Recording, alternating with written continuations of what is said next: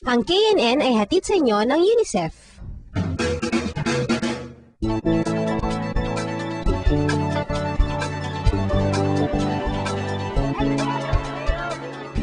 Meron ko pa bang mga nakikitang mga stalls na nagbibenta ng pirated CDs? Alam mo may mga mangilan-ngilan pa rin. Pero kahit pa paano may epekto rin naman yung anti-piracy drive ng Optical Media Board. Mura na nga yung mga ibang VCDs at saka CDs sa ibang mga tindahan sa mga malls. Oo nga, pero alam mo, ano kaya yung pinakamalaking epekto ng piracy sa ating bansa? Tara, magtanong tayo. Magandang hapon.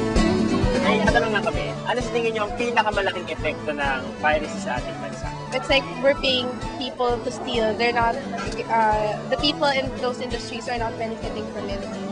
It also affects our economy, so I don't go for it. We should keep in mind that it is a form of stealing and that it wouldn't help in the music industry.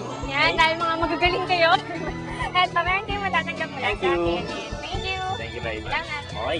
Ang kaunting halaga palang ginagastos natin para sa pirated CDs, may mga malaking epekto rin para sa ating bansa. Pero ang problema ito ay hinaharap hindi lamang sa Manila, kundi sa iba pang mga syudad sa ating bansa. At talakayin ito ng Capiz Bureau.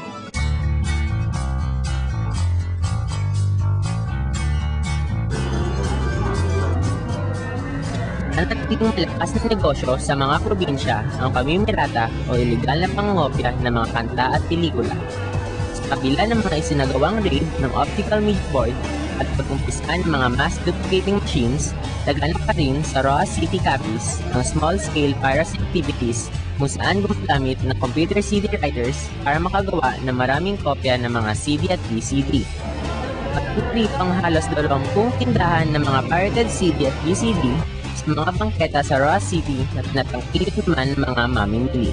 Dahil sa paniniwala ang pamimirata ay mababa at hindi maras na uri ng krimen, ito ay patuloy at walang takot na ginagawa. Kami sa KNN Capiz ay hindi sang-ayon sa pamimirata dahil sa itong paraan ng pagnanakaw ng intellectual property. Sana magipagtulungan sa mga lokal na pamahalaan ang OMB para mapalawak hanggang sa mga probinsya ang kampanya laban sa pirata. At sa mga mamimili, dapat ay huwag na tayong bumili ng mga pirated CD at VCD. Magtulungan tayo para sa tagumpay ng kampanya laban sa pirata.